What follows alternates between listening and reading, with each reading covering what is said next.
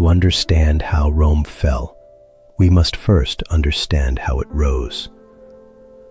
Not from glory, not from marble, but from mud. The Rome we romanticize of Caesar, of Augustus, of chariots and colosseums was not how it began. It started as a village on a hill, the humble beginnings. According to legend, Rome was founded in 753 BCE by Romulus after murdering his twin brother Remus. But the truth is quieter, more human. Rome was likely born from a small Latin-speaking settlement on the Palatine Hill, just another town among dozens nestled along the fertile riverbanks of central Italy. Yet, unlike its neighbors, Rome had something different: ambition. It borrowed from the Etruscans, warred with the Sabines, absorbed Greek culture from the south. It didn't build walls to keep the world out. It built roads to bring the world in. By the 4th century BCE, Rome was expanding, first over the Italian peninsula, then beyond. By 146 BCE, it had conquered Carthage, its greatest rival in the west. By 30 BCE, it had absorbed Egypt, the jewel of the Eastern world. The Republic had become an empire, and its ruler, a man named Augustus. Augustus and the birth of empire. Augustus, the adopted son of Julius Caesar, was no ordinary leader. He was clever, calculating, patient, and above all, theatrical. He did not declare himself king. He simply gathered power. He preserved the Senate, but controlled it. He offered peace, but kept the legions loyal only to him. And in return, he gave the Roman people Pax Romana, 200 years of relative peace. Under Augustus, Rome flourished. Temples rose, trade exploded. Art, literature, and architecture reached golden heights. Latin became the lingua franca of millions. Augustus ruled for over 40 years. When he died in 14 CE, his last words were said to be, "I found Rome a city of bricks and left it a city of marble." The machine of empire. But this wasn't just about emperors, it was about systems. Rome built the most sophisticated administrative apparatus the world had ever seen. A professional army, disciplined, feared, loyal to Rome. A legal code, one that would inspire nations for millennia. Roads and infrastructure, 250,000 miles of paved routes. Aqueducts, delivering fresh water to cities of millions. Bureaucracy, governors, tax collectors, diplomats, managing every corner of the realm. The empire became a machine, and like all machines, it needed energy, fuel. For Rome, that fuel was expansion. New territories brought gold, grain, slaves, glory. But there was a limit. There are only so many lands to conquer.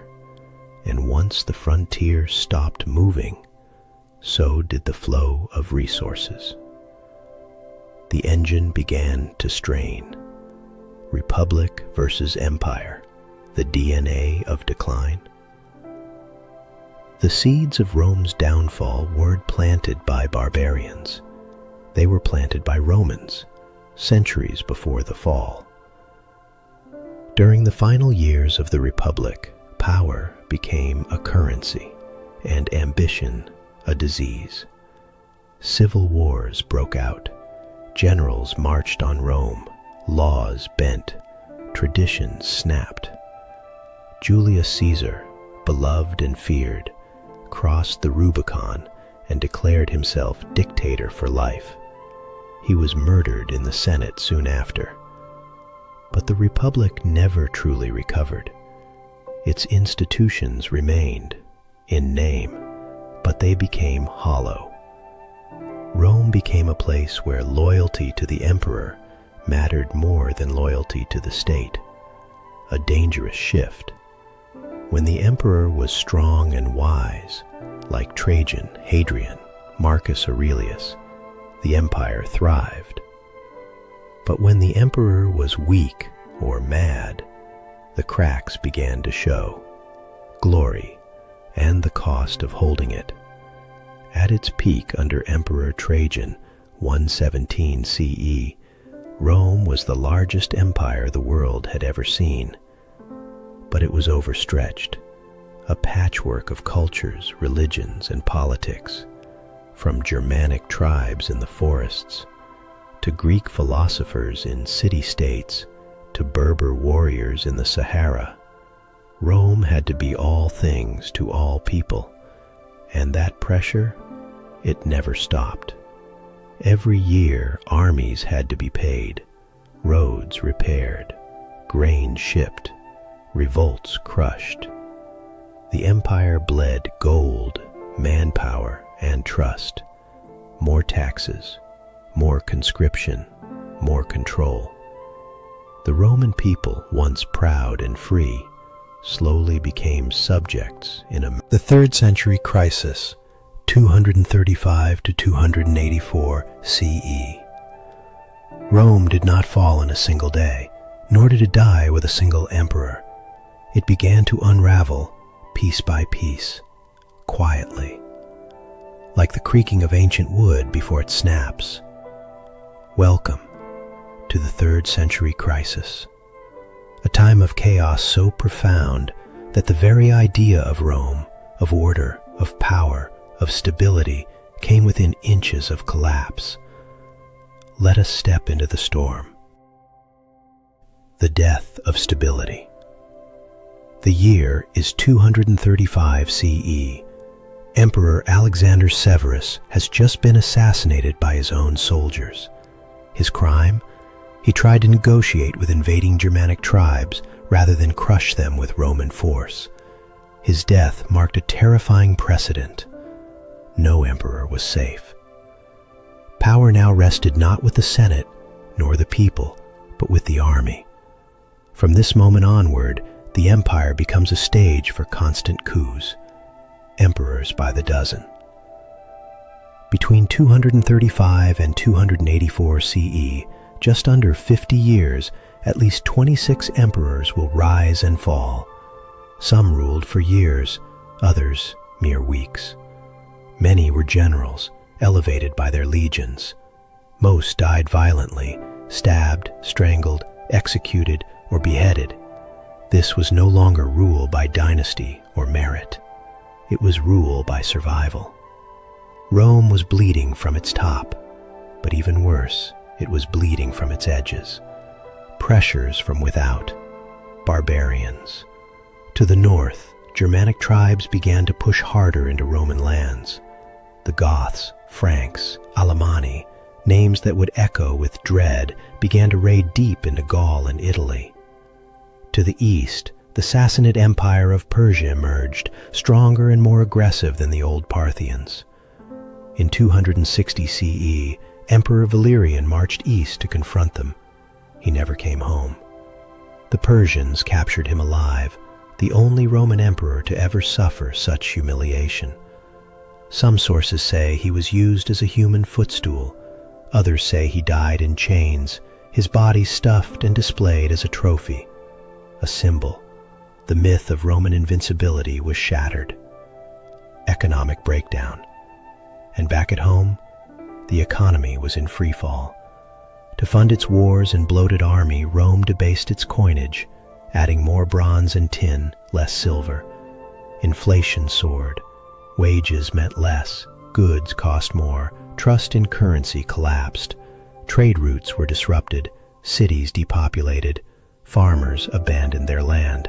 The mighty Roman economy, once a web of global trade, began to seize like an engine run dry. Desperate emperors tried everything: price controls, forced labor edicts, requisitions of grain and goods. But each measure made things worse: plagues and pestilence. And, as if war and economics weren't enough, disease came too. Rome had long suffered from plagues, most notably the Antonine Plague a century earlier. But the plague of Cyprian in the 250s struck during the empire's darkest hour. It swept through cities like wildfire. Reports tell of 5,000 people dying in Rome each day. Corpses filled the streets. The gods remained silent. Faith faltered. Panic spread. For many, it felt like the end of the world. Fragmentation from within. And then, Rome fractured, literally, between 260 and 274 CE. The empire split into 3 rival zones: the Gallic Empire in the west, composed of Gaul, Britannia, and Hispania, ruled by breakaway Roman generals; the Palmyrene Empire in the east, led by Queen Zenobia, a formidable and brilliant leader who seized Egypt and Asia Minor; and the core Roman Empire, crumbling in Italy and the Balkans. For the first time, Rome was not just weakened, it was divided. 3 Romes, competing, warring, coexisting uneasily.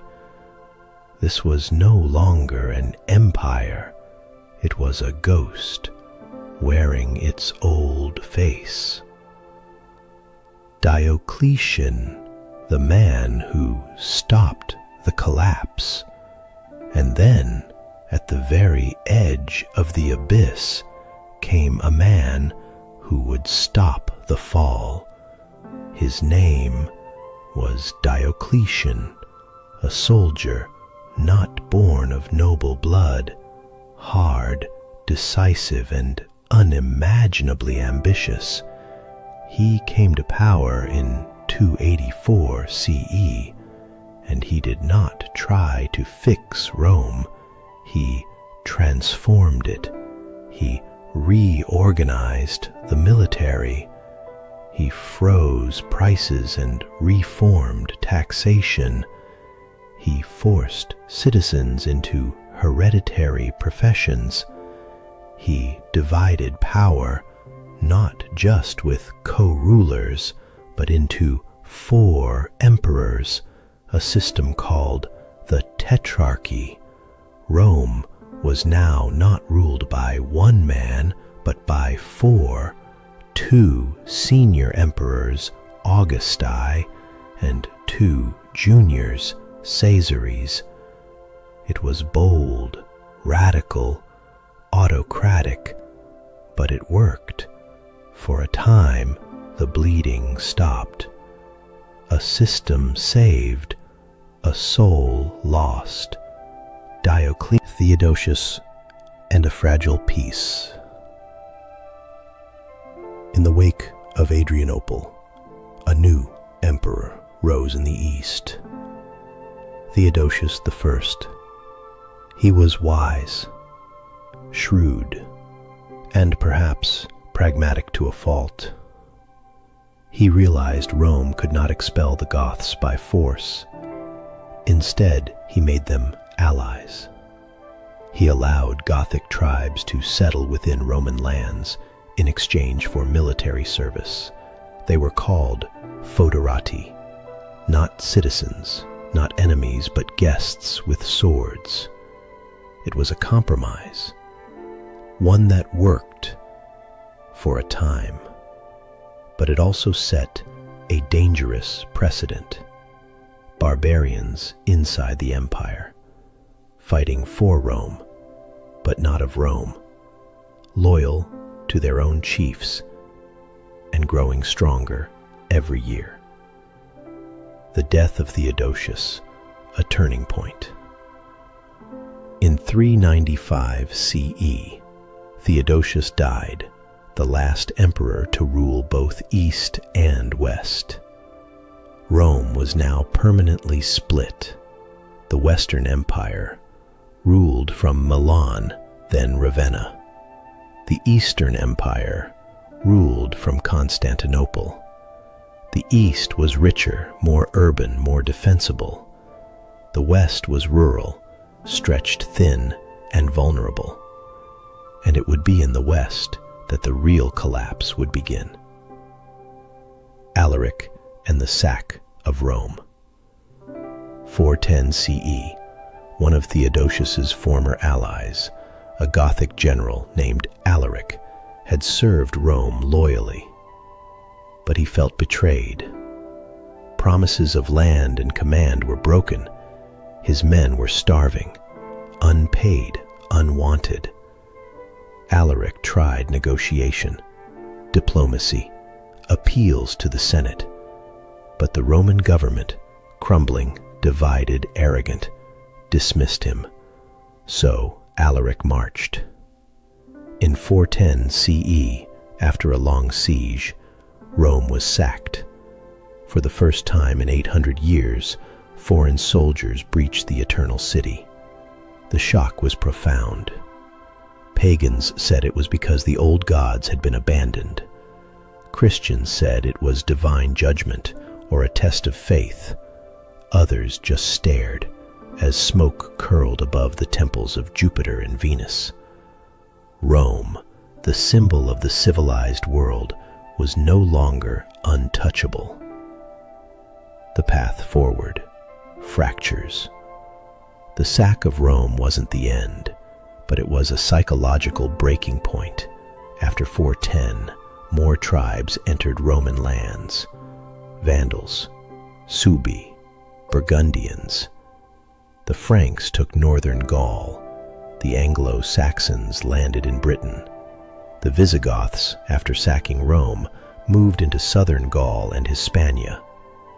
The empire's map began. The empire has survived a near-death experience. The 3rd century crisis left it gasping, bleeding from within.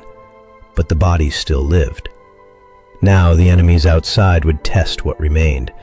This is the story of how the world beyond Rome, the so-called barbarian world, began to shift, to swell, and to crash into the empire like a tidal wave. Not suddenly, not as a single horde, but as a migration, a reshaping of Europe, and a slow, unstoppable collision. Let us now step beyond the walls of Rome, into the forests, the steppes, the rivers, into the world of the barbarians. Who were the barbarians? To the Romans, anyone who didn't speak Latin or Greek was a barbarous, a babbling one, foreign, uncivilized, dangerous.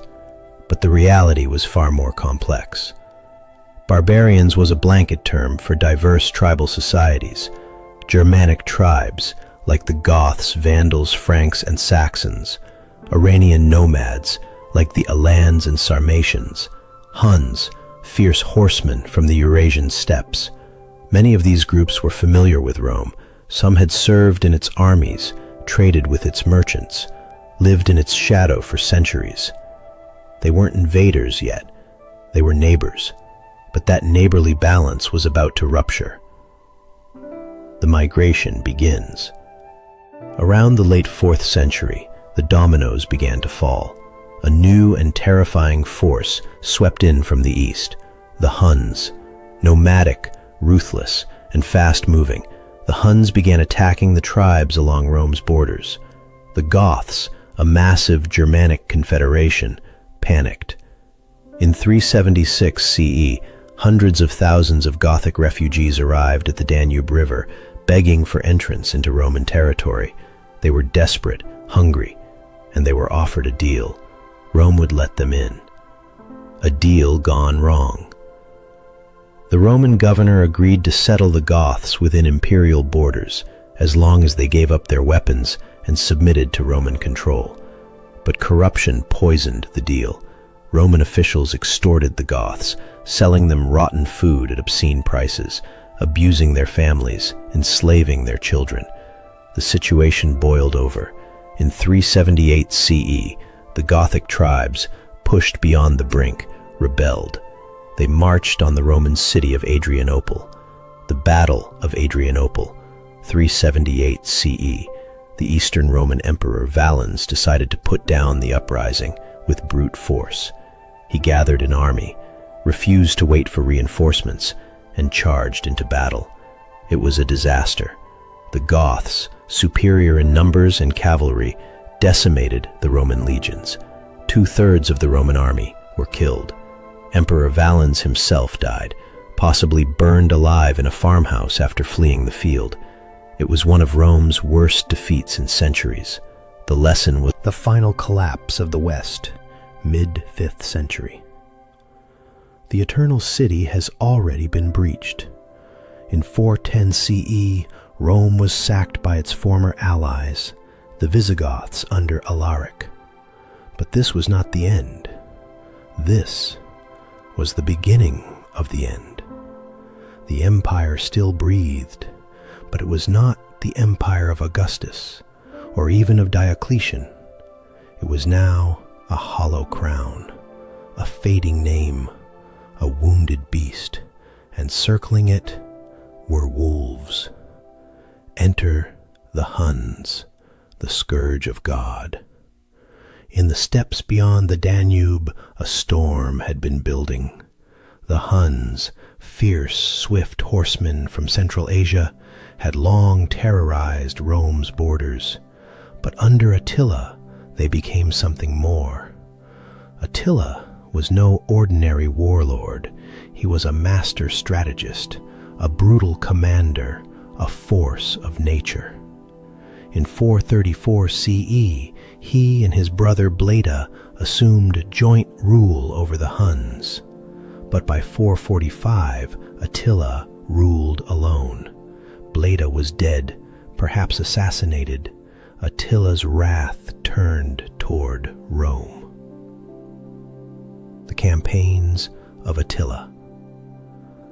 Attila demanded tribute from the Eastern Roman Empire, gold, territory, and marriage into the imperial family. When Constantinople hesitated, he invaded. Cities burned, fortresses fell. The Eastern Empire paid him off, again and again, just to keep him away. Then, in 451 CE, Attila turned westward. The Battle of the Catalonian Plains, 451 CE. Attila entered Gaul with an enormous force, Huns, Ostrogoths, and other allied tribes. He expected easy victory, but Rome, or what remained of it, still had defenders. A Roman general named Flavius Aetius emerged. Aetius was one of the last true Roman military minds. He had once lived among the Huns as a hostage. He understood their tactics, their psychology. He forged an unlikely alliance with the Visigoths, Rome's former enemies. Together, they met Attila at the Catalonian Plains in modern-day France. It was one of the bloodiest battles of the ancient world. Tens of thousands died, and Attila was forced to retreat. Rome had won, barely. The last guardians of the West. Aetius had saved the empire, but not for long. In 454 CE, just 3 years after the great victory, Emperor Valentinian III murdered Aetius, fearing his influence. The next year, Valentinian himself was assassinated, likely by Aetius. The empire in shreds, By the 460s, the Western Empire was a ghost. Gaul was lost to the Franks and Visigoths. Spain was fragmented among Suebi and Goths. Britain had fallen into complete anarchy. North Africa, once the empire's breadbasket, was gone. Only Italy remained, and even there, chaos reigned. Emperors were chosen and deposed like chess pieces. Real power lay with generals, or warlords, or foreign kings. The Senate still existed, but it had no voice, no armies, no influence. And the people, they no longer saw Rome as eternal. They looked to local lords, bishops, and tribal kings. Rome had become irrelevant. Romulus Augustulus, the last emperor. In 475 CE, a teenage boy was placed on the throne in Ravenna. His name? Romulus Augustulus. A poetic name, Romulus, the mythical founder of Rome. Augustus, the first emperor. But Romulus was no ruler. He was a puppet. His father, Orestes, held the real power, and Orestes had made enemies. One of them was a Germanic general named Odoacer. In 476 CE, Odoacer marched on Ravenna. He deposed Romulus, peacefully, some say, and sent the imperial insignia to Constantinople. There would be no more emperors in the West. Rome had fallen. Not with a final battle, not with the burning of the Colosseum, but with a soft handover, a symbolic moment, a child removed from a throne, and silence. What does fall even mean? So, was 476 the true fall of Rome? Not quite. The Eastern Roman Empire, the Byzantine Empire, would survive another 1,000 years. Roman law, language, and infrastructure continued to influence Europe. The Church, now Christian, once persecuted, had inherited Rome's moral and cultural power. Many barbarian kingdoms still called themselves Roman and adopted Roman customs. Rome, in a sense, had been reborn in fragments. But the Western Empire, as it once was gone. No more emperors, no more legions, no more senate with real authority. What remained was memory and myth. Why one Rome fell and the other survived. 476 CE. The Western Roman Empire is gone. But far to the east, in the city once called Byzantium, a new Rome thrives. It is called Constantinople, and it will not only survive, it will flourish for another 1,000 years. Why? Why did the Eastern Roman Empire endure while the West crumbled? To answer that, we must look at the very bones of the empire, its structure, its geography, its economy, its faith, and ultimately, its identity. Let's cross the threshold into Byzantium. Constantinople, the new Rome. It was Constantine the Great, the first Christian emperor who refounded the city of Byzantium in 330 CE. He named it Nova Roma, New Rome, but the people would call it Constantinople. It was a masterstroke of imperial planning, strategically located between Europe and Asia, bordered by 3 seas, easily defensible, positioned at the heart of trade routes linking the East to the Mediterranean.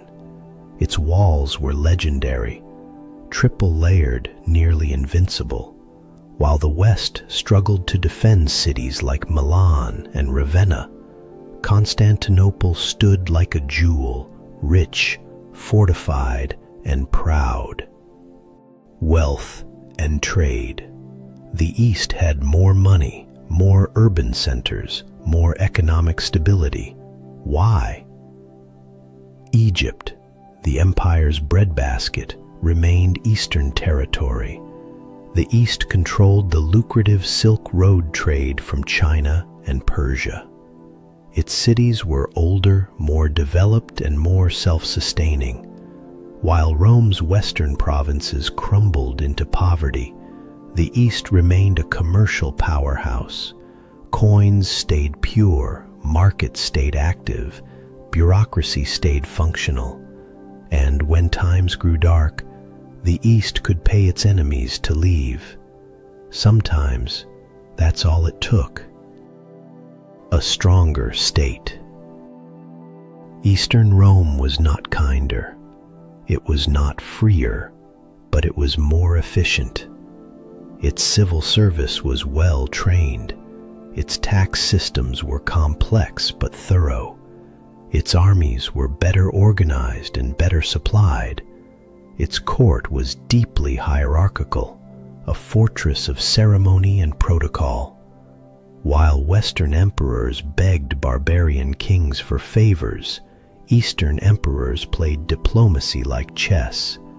They bribed tribes, manipulated politics, used marriage as a weapon, turned enemies against each other.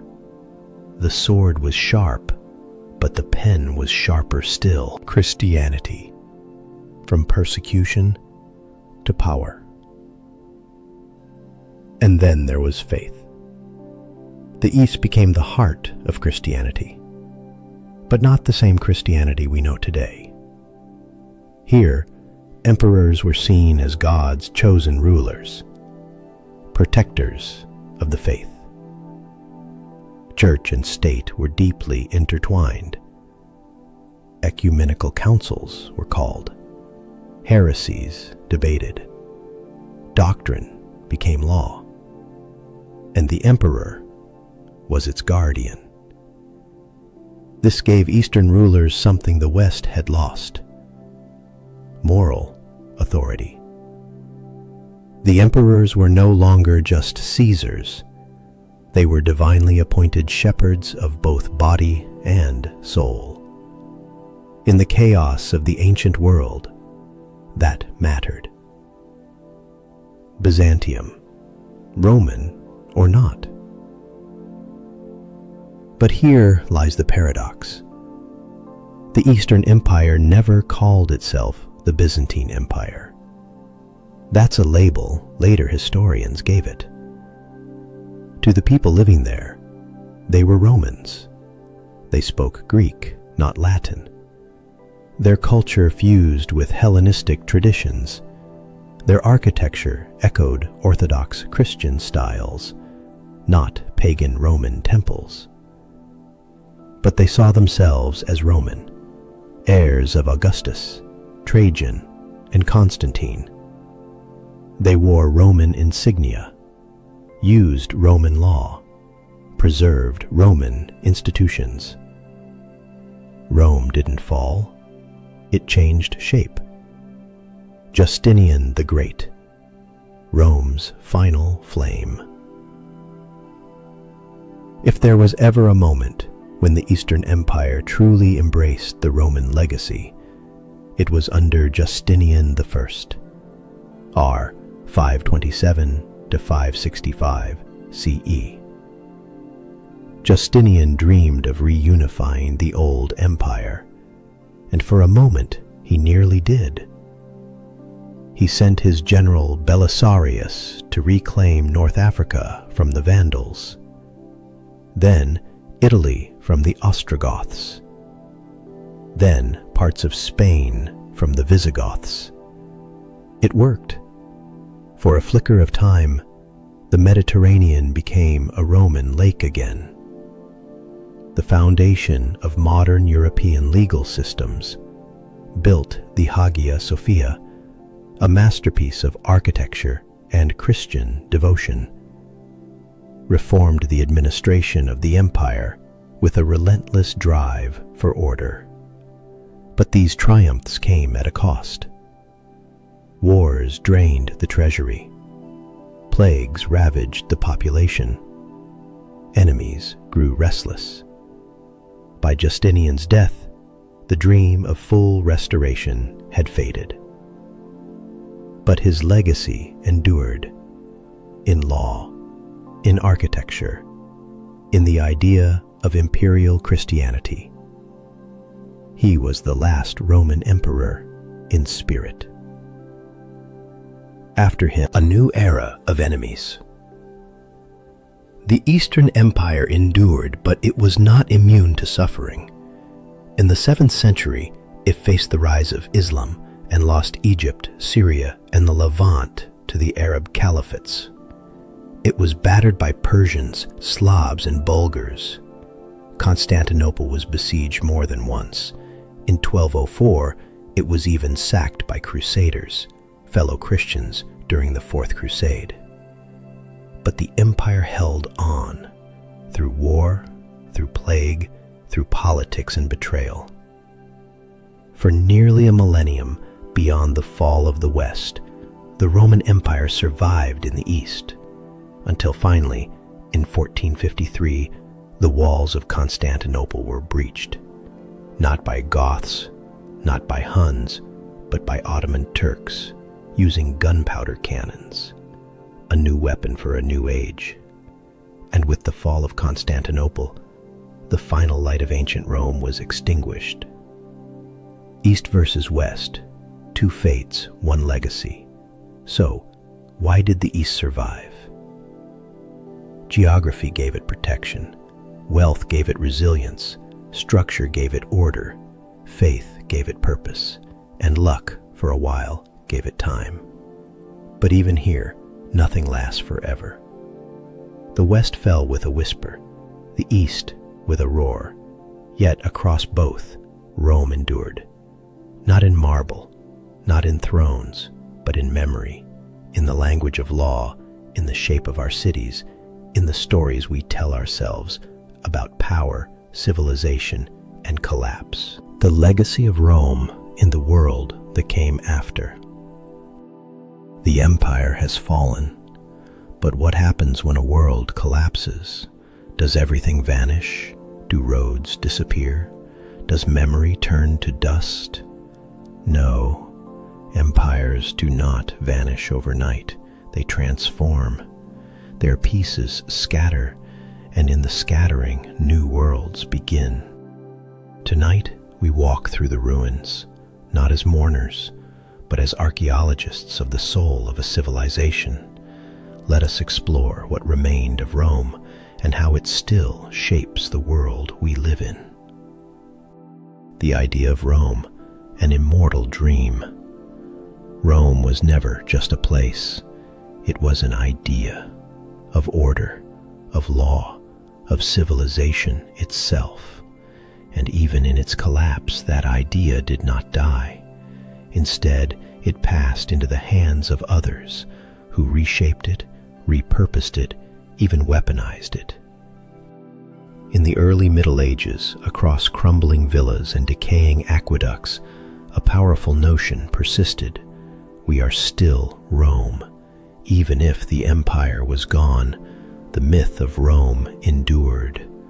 And myths, dear listener, are often more powerful than armies.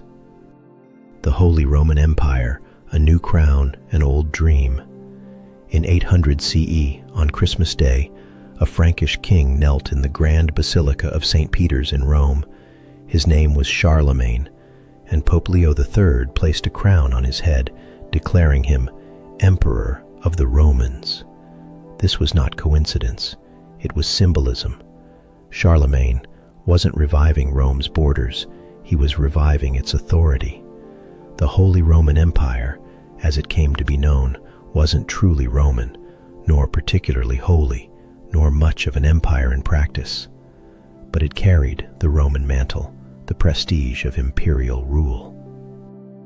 For nearly 1,000 years, this idea lingered that the emperor of the West was a successor to Caesar, and it wouldn't be the last to claim the legacy.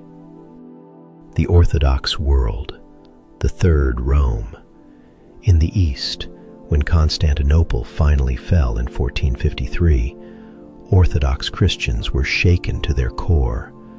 But one rising power stepped forward: Russia. The Grand Prince of Moscow, Ivan III, had married the niece of the last Byzantine emperor. His court adopted Byzantine ceremonies, titles, and even architecture.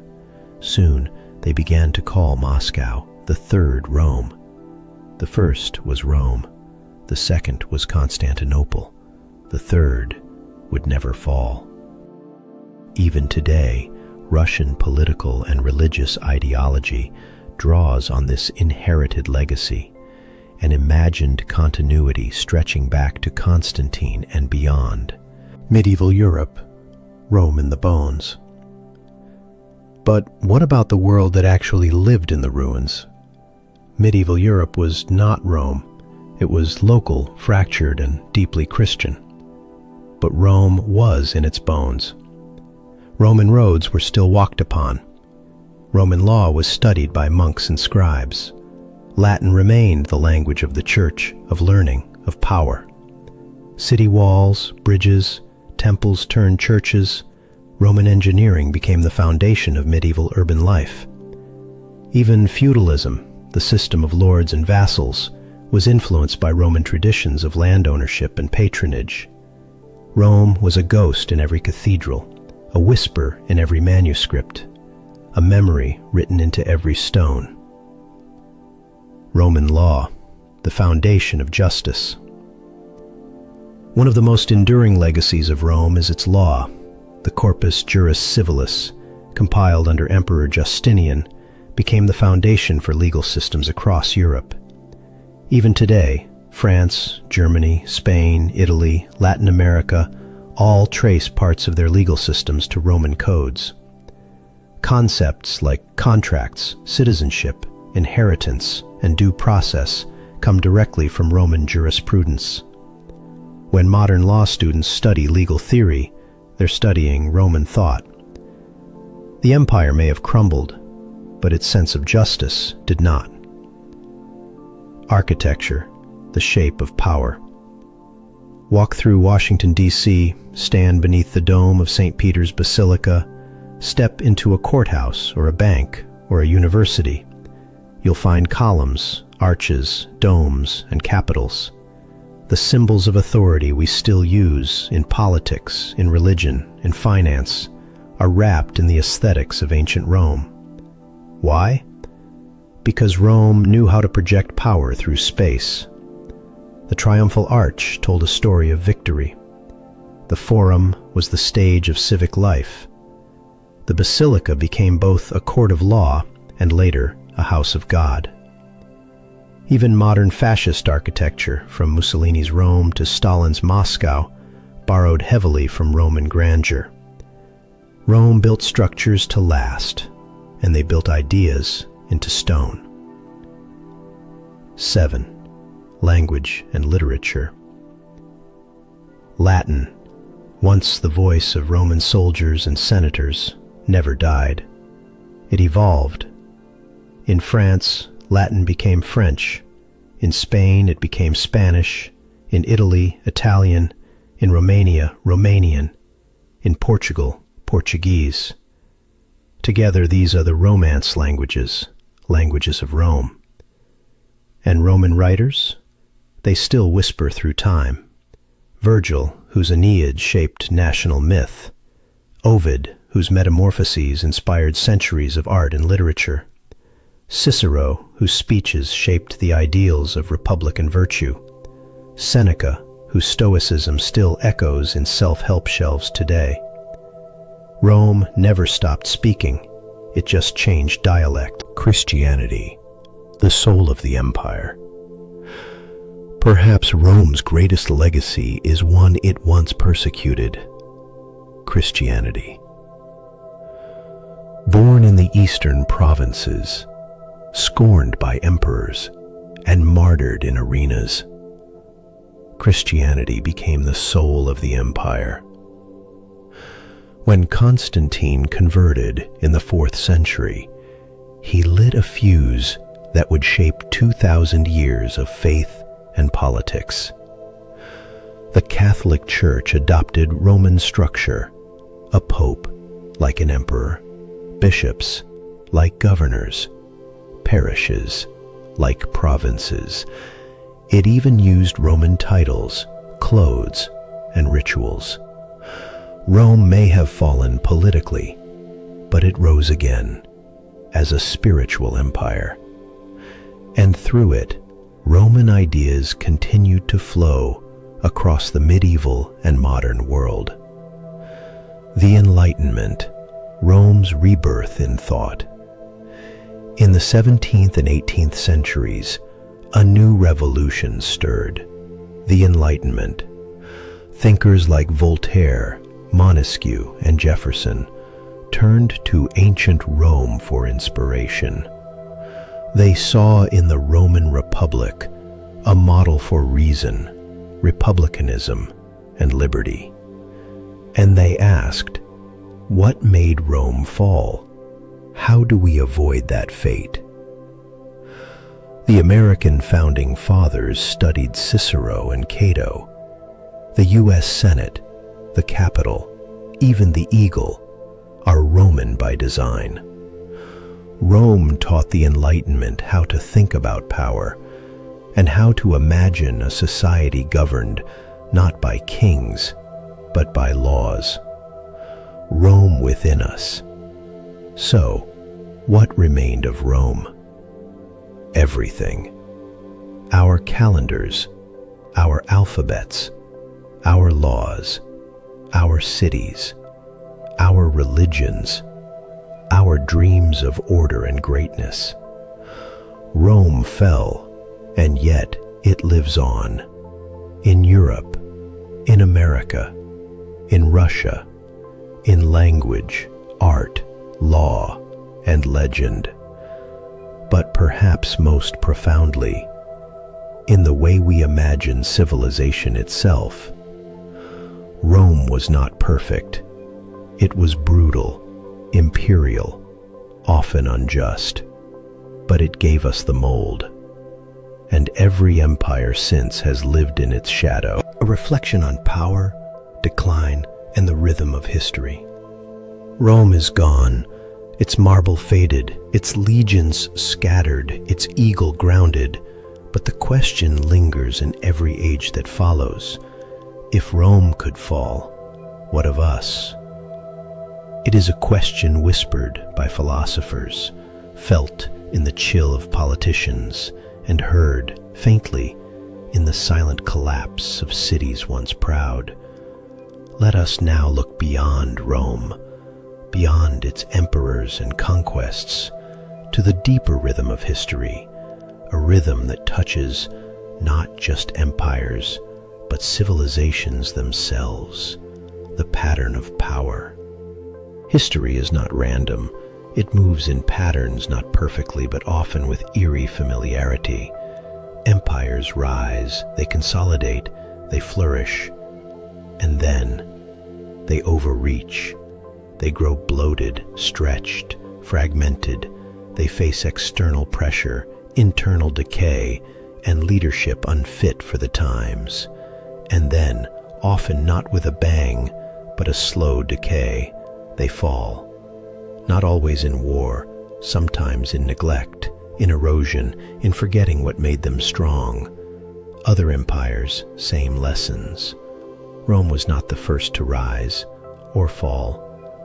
Before Rome there was the Akkadian Empire, the first in human history, the Egyptian Old Kingdom which built pyramids and collapsed into chaos, the Babylonians, Hittites, Mycenaeans, all rose with fire and fell into silence. The Persians, who created the largest empire the world had known, until it was taken by Alexander. The Han dynasty in China, contemporary to Rome, mighty and sophisticated, which too fell into civil war and fragmentation. After Rome came the Umayyads, Abbasids, Mughals, Ottomans, Spanish, British, and each followed the rhythm: rise, flourish, strain, collapse. Why do empires fall? Historians have offered many answers: economic decay, systems of wealth no longer working, military overextension, too many borders, not enough soldiers, moral decline, a society growing cynical, soft, or divided, leadership failure, emperors who cannot rise to the moment, cultural stagnation, when innovation dies and memory fades, environmental disaster, drought, famine, or disease, foreign pressure from tribes, rivals, or revolutions, technological shifts when new tools outpace old empires. But perhaps it is simpler. Empires fall when they forget how to adapt, when their institutions no longer match the reality around them, when they grow too proud to change. Rome is a mirror. This is why Rome matters, not just as history, but as mirror. Are we Rome? It's a question often asked in times of crisis. Are we Rome? Writers and thinkers ask it of America, Europe, even China. Because Rome is the archetype, the cautionary tale, the ghost of greatness haunting modern corridors of power. But perhaps a better question is, what part of Rome are we in? Are we the Republic, still vibrant, still evolving? Are we the early empire, strong but blind to excess? Are we the crisis years, divided, stretched, cynical? Or are we something new altogether? History never repeats exactly, but it rhymes, and Rome's fall is a verse we must choose whether to echo or rewrite. What truly survives? When we say Rome fell, we often mean its political structure, but power is not the only thing empires create. They also leave behind ideas, art, language, faith, science, infrastructure, philosophy, memory. These do not fall in the same way. They are picked up, passed on, reborn. Rome fell, but it gave the world roads, law, citizenship, administration, literature, and a vision of statecraft that still echoes in every corner of our civilization. It gave us a sense of the possible, and that is a kind of immortality. Final thoughts. So, dear listener, as the fires of empire fade into memory, we are left not with ruins, but with questions. What does it mean to build something that lasts? What should we remember, and what should we let go? What is strength without wisdom? What is civilization without compassion? Rome did not know it was falling until it had already fallen. We do not always recognize our pivotal moments as they happen, but perhaps we can learn, we can listen, we can remember that no power is eternal, but ideas, stories, values can endure if we choose them, if we carry them, if we build not just walls, but foundations of meaning. Rome is not just in the past, it is in us, always has been.